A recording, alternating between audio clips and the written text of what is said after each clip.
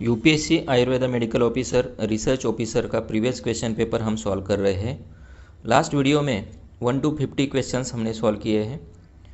इस वीडियो में 51 to 100 questions को हम सॉल्व करने वाले हैं। तो आइए इस वीडियो की शुरुआत करते हैं। वासा के संबंध में निम्नलिखित में से कौन सा एक सही नहीं है? रस तिक्त कषाय, वीर्य उष्ण, गुण वृक्ष लघु और विपाक कटु। वासा के संबंध में सही नहीं है। सो वासा तिक्त रसात्मक है, तिक्त तुअर को, तिक्त कषाय रस है, ये सही है। रद्यो लघु शीत, तो ये शीत वीर्य है, उष्ण वीर्य नहीं है। और गुण है उसके वृक्ष लघु है, विपाक कटु है, तो ये शीत वीर्यात्मक होती है वासा, तो उष्ण वीर्य ये सही नहीं है। B is the correct answer. Dravya Guna संग्रह के अनुसार श्रुत शीत जल के संबंध में निम्नलिखित में से कौन सा एक सही है? श्रुत शीत जल के गुणधर्म बताए गए हैं। कफघ्न, बी पित्तघ्न, सी वात वृद्धिकर, डी त्रिदोषघ्न। द्रव्य गुण संग्रह में इसके गुणधर्म बताए गए हैं। श्रुत शीतम त्रिदोषघ्नम यद अंतर बाष्प शीतलम, तो ये त्रिदोषघ्न बताया गया है, त्रिदोष शामक बताया गया है। D is the correct answer. Charak के अनुसार धातकी पुष्प है मूत्र विरजनीय, मूत्र विरेचनीय, पुरीश संग्रहणीय, मूत्र स्तंभनीय। चरक सूत्रस्थान 4 अध्याय में, षड विरेचन शताशती अध्याय में 50 गण बताए गए, जो महाकषाय बताए गए, उसमें एक क्वेश्चन बनता है। सो जो पुरीश संग्रहणीय गण है और मूत्र विरजनीय गण है, उसमें धातकी पुष्प का समावेश किया गया है। सो पुरीश संग्रहीय गण में प्रियंगु, अनंता, आमरास्ति, कटवंग, लोद्र, मोचरस, समंगा, धातकी पुष्प, पद्मा, पद्मकेशर, ये 10 द्रव्य हैं। और मूत्र विरजनीय गण में पद्मा, उत्पल, नलिन, कुमुद, सौगंधिक, पुंडरीक, शतपत्र, मधुक, प्रियंगु, धातकी पुष्प, ये 10 द्रव्य है। तो धातकी पुष्प दोनों में है, पुरीश संग्रहणीय और मूत्र विरजनीय। सो 1 and 3 करेक्ट। सो ऑप्शन है डी, 1 and 3। चरक के अनुसार निम्नलिखित में से किसे कासहर महाकषाय के अंतर्गत माना जाता है? पुष्करमूल, सुरसा, एला और द्राक्षा। कासहर महाकषाय, इसमें द्राक्षा है, अभया, आमलक, पिप्पली, दुरालभा, कंटकारी, वृश्चिर, पुनर्नवा और तामलकी, ये 10 द्रव्य कासहर महाकषाय में आते हैं। तो इस ऑप्शन में द्राक्षा जो है ये कासहर महाकषाय में वर्णित है। D is the correct answer. निम्नलिखित में से कौन सा उष्ण वीर्य द्रव्य है? खरजूर, द्राक्षा, मंडूकपर्णी, एंद्री। सो खरजूर शीत वीर्यात्मक है, द्राक्षा भी शीत वीर्यात्मक है, मंडूकपर्णी भी शीत वीर्यात्मक है। एंद्री जो है ये उष्ण वीर्यात्मक द्रव्य है। D is the correct answer. Which of the following statements about digitalis poisoning are correct?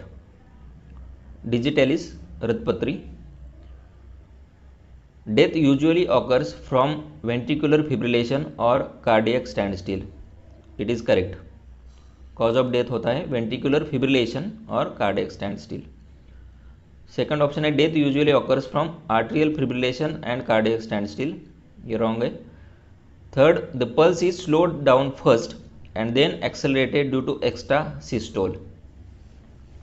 And last है the pulse is accelerated first due to extra systole and then slowed down later. So ये correct option है, जो pulse is accelerated first and then slowed down. So 1 and 4 ये 2 correct option है। So इसमें B is the correct answer. Which one of the following is an antidote of arsenic? Arsenic metallic poison है, तो chelating agents use करते हैं। इसमें जो option है उसमें चिलेटिंग एजेंट कहीं पे भी नहीं है।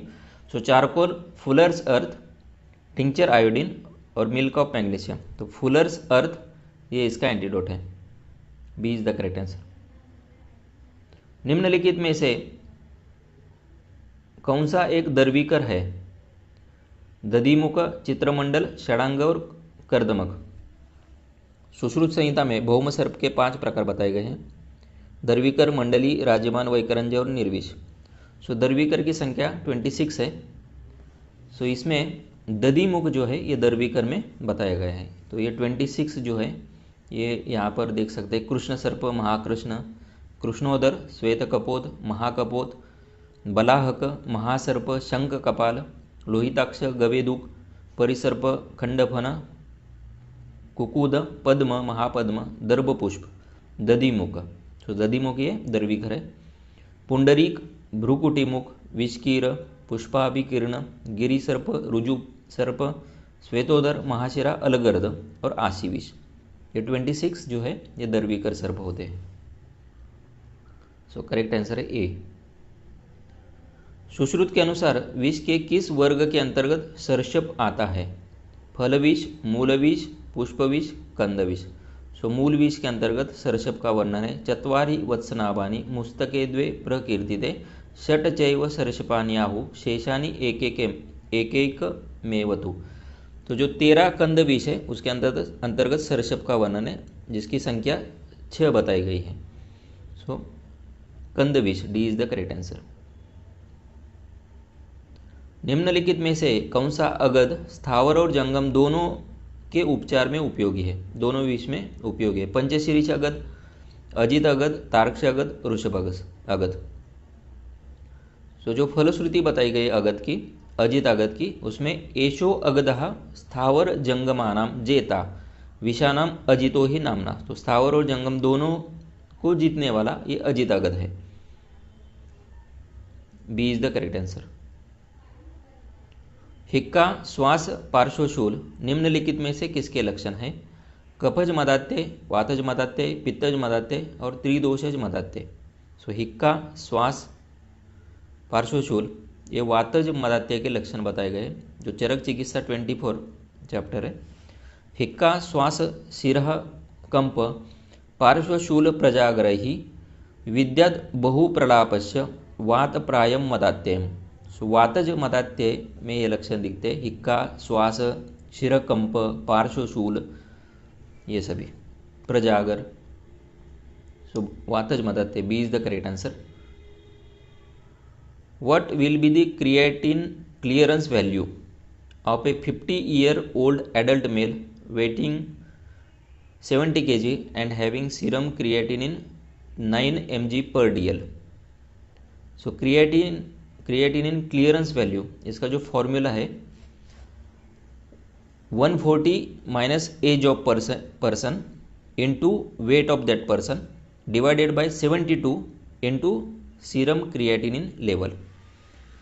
सो इसमें 70 kg वेट है और 50 ईयर्स ओल्ड जो एज है वो 50 ईयर्स है। तो 140 माइनस 50 इंटू 70 जो वेट है divided by 72 into serum creatinine जो 9 है। तो ये कैलकुलेट करने के बाद वैल्यू आती है 9.72। B is the correct answer. So इसका फॉर्मूला याद करना है। Which one of the following investigations is useful in distinguishing type 1 and type 2 diabetes mellitus? GTT, HbA1c, serum fructosamine और C peptide. HbA1c, GTT glucose tolerance test, serum fructosamine, C peptide. C peptide से हम type 1 type 2 diabetes को differentiate करते हैं। So C peptide is a by product of insulin production. Measuring its level in blood can indicate how well the pancreas is producing insulin which is the key to differentiating between type 1 and type 2 diabetes. So C peptide is the correct answer, D. Which one of the following compares the bone mineral density BMD of the patient with the mean BMD of the patient of the same age? तो same as patient से BMD का compare करने के लिए कौन सा score या criteria use करते, जेड स्कोर है, T score, DAS, BMI, bone mineral density. So T score compare bone density with that of healthy person, whereas Z score uses the average bone density of people of the same age, sex and size as a comparator. So comparison करना है average bone density BMD with mean BMD of the patient of the same age, तो उसके लिए Z score use करते हैं. तो यहाँ पर करेक्ट ऑप्शन है ए.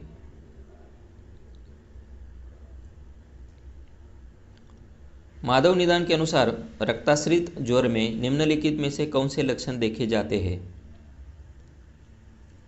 रक्ताश्रित ज्वर: दाह, प्रलाप, वमन, वमन विरेचन, कुंजन, हृदयोत्क्लेश, गौरव और श्वास, विभ्रम, मोह और तृष्णा.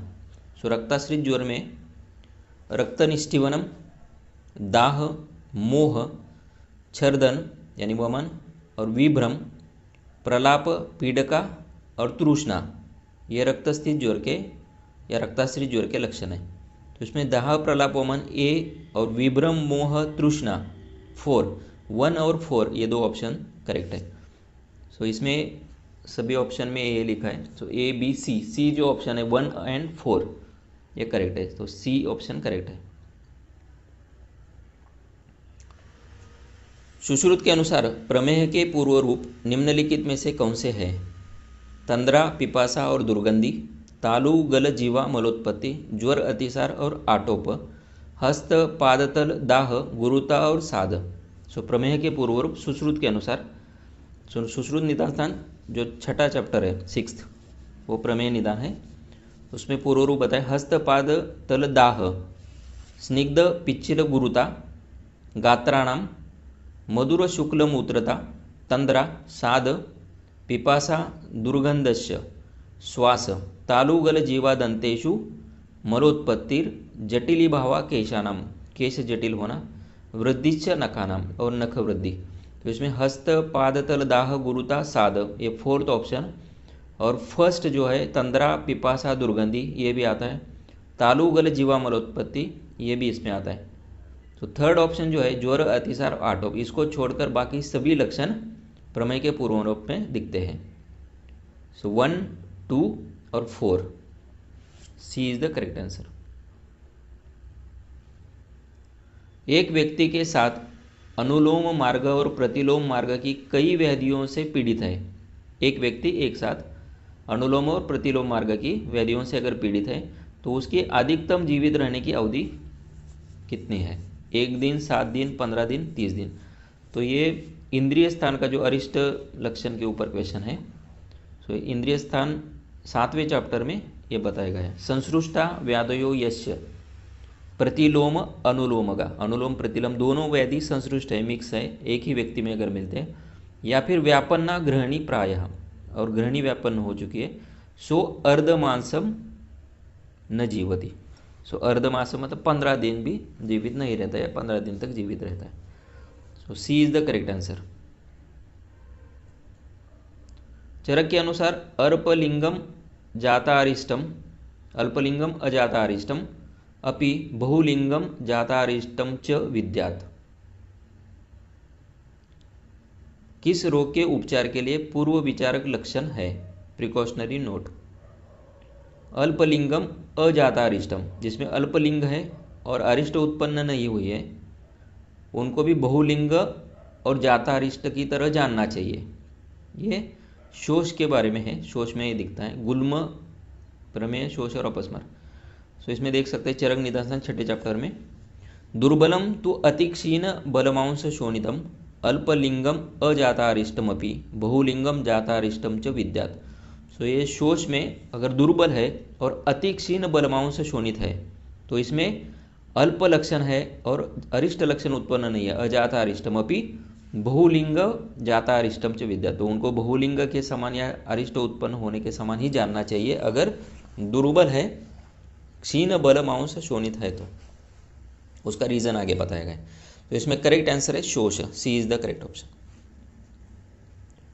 दौर्बल्य, अरोचक, अविपाक, श्वास, कास, ज्वर, अतिसार, शोफ, शोष और पांडुरोग ये किसके उपद्रव? ज्वर, रक्तपित्त, ग्रहणी, उदर रोग। सो रक्तपित्त निदान में इसके ये जो श्लोक आता है चरक निदान दूसरे अध्याय में रक्तपित्त के उपद्रव बताए गए। उपद्रवस्तु खलु दौर्बल्य, अरोचक, अविपाक, श्वास, कास, ज्वरातिसार, शोप, शोष, पांडुरोग, स्वरभेदस्य। सो रक्तपित्त के ये उपद्रव है। B is the correct answer. न अन्य व्याधयस्तथा दारुणा बहुपद्रवा दुचिकित्स्याच यथा अयम किससे संबंधित है? न अन्य व्याधयस्तथा जिसके समान दूसरी व्याधियाँ इतनी दारुण नहीं होते, दारुणा बहुपद्रवा बहु उपद्रव से युक्त है, दुचिकित्सा है, इस ऐसा वर्णन किस व्याधि के बारे में है? मधुमेह, ज्वर, राजयक्ष्मा, कुष्ठ। तो ज्वर के बारे में जो वर्णन आया है चरक निदान पहले अध्याय में, ज्वरस्तु खलु महेश्वर कोप प्रभवा, महेश्वर कोप के प्रभव से उत्पन्न होता है। सर्व प्राण भृताम प्राणहरो, सर्व प्राणी मात्रों का प्राणहर है। देहेंद्रिय मनस्तापकरा, देह और मन दोनों को पीड़ित करता है, तापकर है।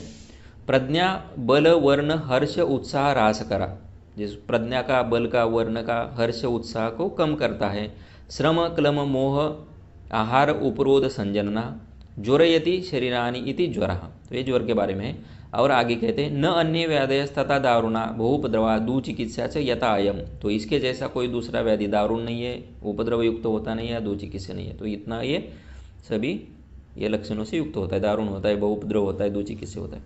और उसी तरह से और एक लाइन है आगे, स सर्वरोगाधिपति, ये भी इसके ऊपर भी क्वेश्चन आ सकते हैं। सर्वरोगाधिपति तो ये किसके बारे में? ज्वर।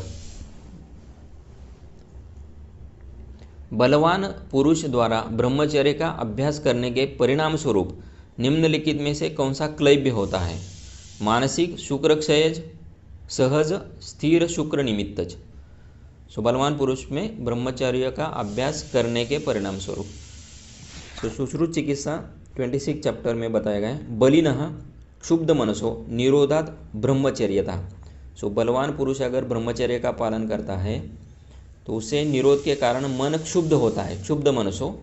श्रेष्ठम क्लैब्यम, जो छठा प्रकार है इस क्लैब्य का, मतम तत्तु खर शुक्र निमित्तज। ये खर शुक्र निमित्तज बताया या फिर स्थिर शुक्र निमित्तज, ये पाठभेद भी मिलता है। तो यहाँ पर ऑप्शन में स्थिर शुक्र निमित्तज बताया, तो ये पाठभेद है। तो खर शुक्र निमित्तज ये भी ऑप्शन हो सकता है। तो ये छठा प्रकार जो होता है ये बलवान पुरुष के द्वारा ब्रह्मचर्य का अभ्यास करने से होता है। D is the correct answer. अष्टांग हृदय के अनुसार निम्नलिखित में से किस वेग के धारण के कारण मन्यास्तंभ होता है? श्वेयथु, जुरुम्बा, छर्दी, अश्रु।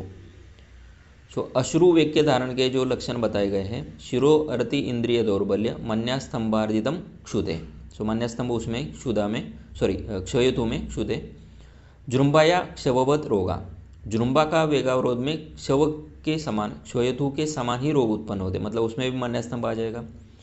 और जो बाष्प यानी अश्रु के वेग धारण के लक्षण बताए गए, पीनस, अक्षि, शिरोरद, रुक, मन्यास्तंभा, रुचि, भ्रमा।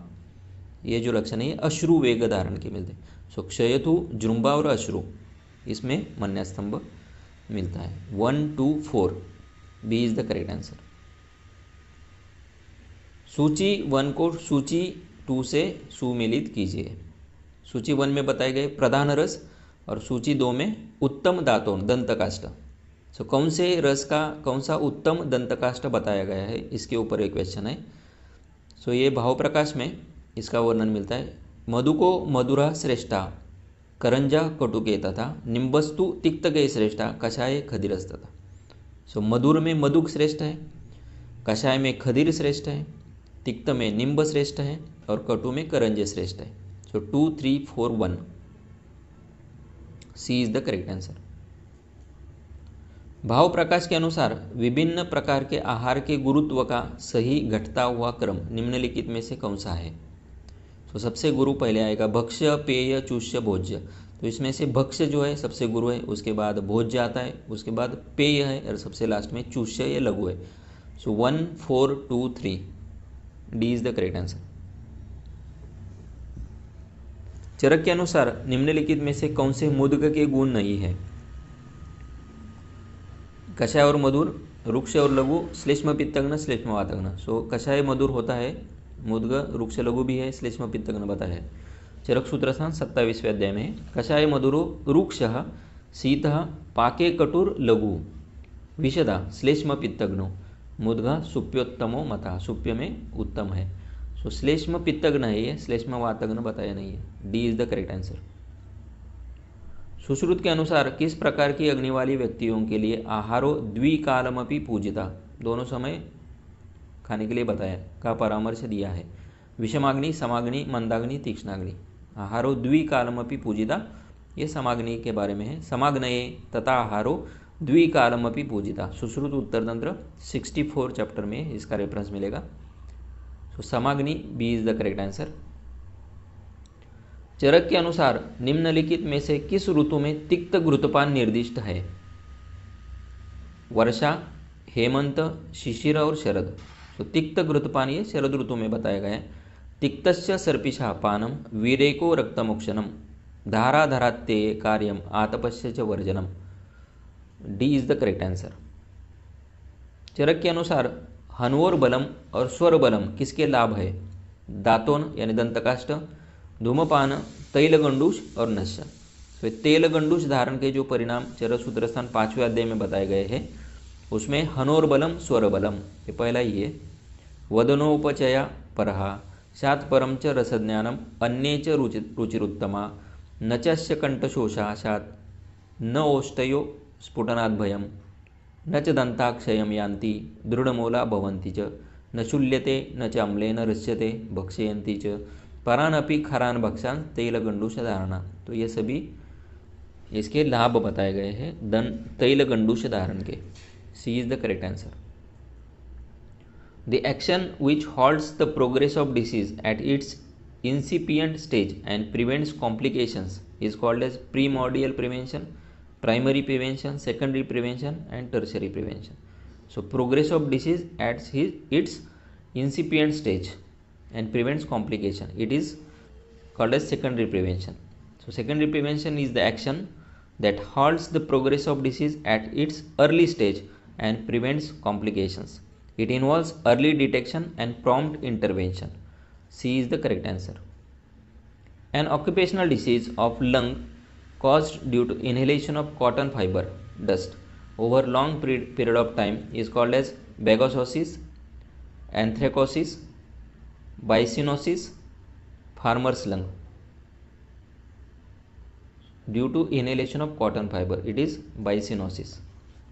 Bicyanosis, also known as brown lung disease or textile workers lung, is caused by inhaling cotton or just jute dust in inadequately ventilated workplaces. तो जहाँ पर हवा वगैरह नहीं आती वहाँ पर काम करने वाले जो टेक्सटाइल वर्कर्स है या कॉटन इंडस्ट्री में काम करने वाले जो लोग हैं इसमें ये कंडीशन मिलती है। It commonly affects workers in textile mills, cotton processing plants, factories that produce hemp, flax और जूट। सो करेक्ट ऑप्शन है byssinosis, C is the correct answer. Vernix encephalopathy occurs due to the deficiency of vitamin B1, B2, B3, B12. So thiamine deficiency के कारण एक condition develop होती है Wernicke's इंसिपेलोपैथी। ये chronic alcoholism के patient में दिखाई देती है। क्रोनिक अल्कोहलिज्म में B1 डिफिशियंसी डेवलप होती है। So vitamin B1 is also known as thiamine and lack of thiamine leads to brain damage causing Wernicke's encephalopathy, a neurological disorder often associated with chronic alcohol abuse. Chronic alcoholism में दिखता है। A is the correct answer. Which of the following are necessary criteria for the diagnosis of acute pancreatitis? Symptoms of nausea, emesis and fever. Essential criteria बोला है, necessary criteria. Second है increased level of serum amylase and lipase. Typical abdominal pain in epigastrium and peri-umbilical region that may radiate to the back, chest, flanks and lower abdomen. Threefold or greater elevation in serum lipase and amylase. So इसमें necessary criteria जो है एक तो increased level of serum amylase and lipase, ये necessary criteria है diagnostic criteria for acute pancreatitis. दूसरा, typical abdominal pain in epigastrium and periumbilical region which may radiate to back, chest, flanks and lower abdomen. And जो level बढ़ जाती है serum amylase lipase की, that is to 3-fold और greater elevation in serum lipase and amylase. So ये 2, 3, 4 ये required है for the diagnosis. Symptoms of nausea, emesis and fever ये बाकी कंडीशन में भी दिखाई देते हैं, लेकिन इसमें अगर ऑप्शन कंसिडर करते हैं 2, 3, 4, ऐसा अलग से ऑप्शन नहीं है, तो इसमें 1 को भी इंक्लूड करना पड़ेगा। 1, 2, 3, 4, सो D is the correct answer. Which of the following immune cells of the body are deficient or damaged by HIV? तो ये सभी को पता है, टी लिम्फोसाइड जिसको हम CD4 सेल्स कहते हैं। HIV is a retrovirus that attacks and destroys CD4 T lymphocytes, a type of T cells that plays a major role in protecting the body from infection. HIV uses the machinery of the CD4 cells to multiply and spread throughout the body. So correct option है T lymphocyte. Which one of the following is seen in syndrome of inappropriate secretion of antidiuretic hormone? SIADH. Hypernatremia, hyponatremia, hyperkalemia, hypokalemia. Inappropriate secretion of ADH. It is SIADH. It is a medical condition where the body produces too much antidiuretic hormone, which is also known as vasopressin, leading to excessive water retention and abnormally low sodium level in the blood. So low sodium level is called as hyponatremia. So correct answer है यहाँ पर hyponatremia. Exudative pleural effusion is seen in which one of the following? Malignancy, congestive cardiac failure, nephrotic syndrome, renal failure. So congestive cardiac failure में भी pleural effusion दिखता है, लेकिन that is not exudative type. So correct answer है यहाँ पर malignancy. So congestive cardiac failure में जो दिखता है pleural effusion, that is transudative effusion. And whereas exudative effusion is more indicative of inflammatory processes like cancer, infection or pulmonary embolism, with malignancy being the most prominent cause. So इसमें malignancy में दिखता है exudative, और congestive cardiac failure में it is transudative effusion. A is the correct answer. Austin Flint murmur is found in aortic regurgitation, mitral regurgitation, pulmonary stenosis, aortic stenosis. Austin Flint murmur, it is seen in aortic regurgitation. It is a diastolic rumbling sound heard at the apex of the heart, which is caused by the backflow of blood from faulty aortic wall. So it is a aortic regurgitation impumping on the mitral wall. So correct option है A. Which one of the following signs is found in early stage of chronic obstructive pulmonary disease COPD when the patient is smoker? Barrel chest, nicotine staining of the fingernails, tripod position of sitting, cyanosis visible in the lips and nail beds. So इसमें early stage में जो sign दिखता है वो है nicotine staining of the फिंगरनेल्स, और बाकी barrel chest, tripod position, cyanosis जो है ये लेटर स्टेज में, एडवांस स्टेज में दिखाई देता है. So in early stage of COPD, smoker might primarily show signs of nicotine staining on the nails, while more advanced symptoms like barrel chest, tripod positioning and cyanosis typically appear in later stage of this disease. So यहाँ पर early stage का जो लक्षण है nicotine staining on the fingernails. B is the correct answer. निम्नलिखित में से कौन से यवागु को घृत व्यापत्ति नाशिनी माना गया है? चरक सूत्र स्थान जो सेकंड चैप्टर है अपामार्ग तंडुलिया, उसमें 28 यवागु बताए गए. सो तक्र सिद्ध यवागु ये घृत व्यापत्ति नाशिनी. तक्र पिन्याक साधित जो है ये तेल व्यापक के ऊपर यूज करते हैं. सोमराजी विपाजित ये विषग्न है. तो करेक्ट आंसर है तक्र सिद्ध ए. निम्नलिखित में से किसे या किन्हें पूर्व और पश्चात स्वेद्य माना गया है? मूढ़गर्भ, बगंदर, अश्मरी, अर्श. सो बगंदर में करते हैं, अश्मरी और अर्श में भी पूर्व और पश्चात स्वेदन कराते हैं. 2, 3, 4. B is the correct answer. अष्टांग हृदय के अनुसार निम्नलिखित में से किस चिकित्सा प्रकरण में अयस्कृति का उल्लेख है? सो अयस्कृति निर्माण का उल्लेख प्रमेय चिकित्सा में बताया गया है। सी इज द करेक्ट आंसर। निम्नलिखित में से किस रोग का सामान्य लक्षण पर्याकुला दृष्टिरधीरता च है? अपस्मार, अतत्वाभिनिवेश, योषा अपस्मार, उन्माद। सो उन्माद के जो सामान्य लक्षण बताए गए चरक चिकित्सा 9वें अध्याय में, उसमें पर्याकुला दृष्टिरधीरता च, धी विभ्रमा सत्व परिप्लवच्च, पर्याकुला दृष्टिरधीरता च, अबद्धवाक्त्वम हृदयम च शून्यम, सामान्यम उन्माद गदश्च लिंगम। सो करेक्ट ऑप्शन है उन्माद, डी। चरक के अनुसार रसायन के रूप में उपभोग करने से पहले निम्नलिखित में से किस द्रव्य के साथ पिप्पली को भावित करना है? तो चरक चिकित्सा जो पहला पाद है उसमें तीसरा, पहले अध्याय का तीसरा पाद है, उसमें पिप्पली रसायन का वर्णन मिलता है। तो उसको भावना देनी है, किससे देनी है? आम्लकेश्वरस, किंशुक क्षार, यवक क्षार और त्रिफलाकाश। सो प्रयोग करने से पहले उसको किंशुक क्षार से भावित करना है और घृतभर्जित करना है। पिप्पलिया किंशुक क्षार भाविता, घृतभर्जिता, प्रयोज्या मधु सम्मिश्रा, रसायन गुणैशिना। करेक्ट ऑप्शन है बी, किंशुक क्षार भावित। सुश्रुत के अनुसार निम्नलिखित में से किस प्रक्रिया के द्वारा कोई व्यक्ति वीत पापमा और श्रुतधर का गुण प्राप्त कर सकता है? सो कितने निरोह और कितने स्नेह बस्ती देने के बाद? 15-15, 5-5, 12-12, 18-18। सो सुश्रुत में चिकित्सा 37 चैप्टर में बताया गया है। अष्टादशकान् बस्तीनां यो निषेवते यथोक्तेन विधानेन परिहारक्रमेण च स कुंजरबलो अश्वस्य जवैस्तुल्यो अमरप्रभा वीतपप्मा श्रुतधरा सहस्र आयुर्नरो भवेत। सो ये सभी गुण आते हैं जब वो 18 यानी 18 निरोह बस्ती और 18 स्नेह बस्ती का बस्ती लेता है।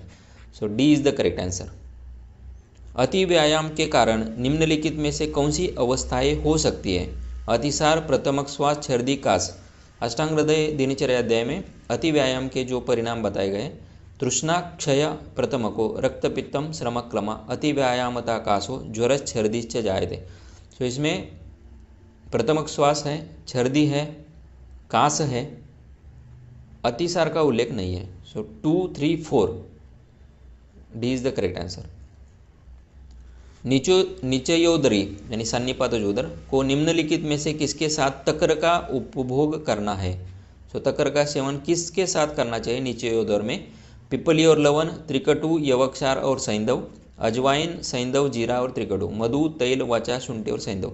सो निचयोदरी में जो तक्र का सेवन करना है, न अतिसांद्रम हितम पाने, स्वादु तक्रम अपेलवम, त्रुषण क्षार लवणैर्युक्तम तू निचयोदरी। त्रुषण यानी त्रिकटु, क्षार यवक्षार और सैंधव, लवण यानी सैंधव। तो B is the correct answer. Sushruta के संदर्भ में सूची 1 को सूची 2 के साथ सुमेलित कीजिए। सूची 1 में बताया स्त्रोतोविद्य का प्रकार और दूसरे में उसके लक्षण बताए गए। सो स्त्रोतोविद्य के लक्षण, मेदो व स्त्रोतोविद्य, अन्न व स्त्रोतोविद्य, रक्त व और मांस व स्त्रोतोविद्य के लक्षण क्या होते हैं? सो मेदो व स्त्रोतविद्य होने के कारण स्वेद और तालुशोष ये लक्षण उत्पन्न होते हैं। सो जो लक्षण बताए उसमें स्वेद और तालुशोष है, उसके अलावा भी लक्षण वहाँ पर बताए गए हैं। अन्न व स्त्रोतविद्य होने के कारण शूल और अधमान, रक्त व स्त्रोतविद्य होने के कारण ज्वर और दाह, मांस व स्त्रोतविद्य होने के कारण मृत्यु और शिराग्रंथि। सो करेक्ट ऑप्शन है यहाँ पर 4, 3, 1, 2 C is the correct option. यहाँ पर भी पेयर मैच करनी है। पेयर 1 में सुश्रुत संहिता में प्रमेय पीड़िका के उपचार के संदर्भ में, सो सूची 1 में बताए गए अवस्था बताई गई पीड़िका की, प्रमेय पीड़िका की, और उसके लिए उपचार जो है सूची 2 में बताए गए। सो पक्व पीड़िका, अपक्व पीड़िका, उत्साधन और परिचय यह कब करना है? सो पक्व पीड़िका में जो उपचार करते हैं दैट इज अ व्रणवत उपचार, वही अपक्व पीड़मा में शोपवत उपचार, उत्साधन के लिए अर्घवदादि कषाय और परिसेचन के लिए यूज करना है साल शारादि कषाय। So correct 4, 1, 2, 3 D is the correct answer. Sushruta के अनुसार कुलीन रोग है जोड़ों का, त्वचा का, नख का, केश का। जोड़ों मतलब संधि का। सो जो शूद्र रोग बताए गए उसमें कुलीन रोग का वर्णन मिलता है। अभिघातात प्रदुष्टो यो नखो रुक्षो असिता खरा। सो नख में ये लक्षण उत्पन्न होते हैं। तो नखगत ये व्याधि है, भवेत्तम कूनकम विद्यात कुलीनम इति संज्ञितम। सो अभिघात के कारण दुष्टि होती है, जो नख, उसके कारण नख जो है ये रुक्ष, असित और खर हो जाता है, उसको कूनक या कुलीन भी कहते हैं। तो C is the correct answer.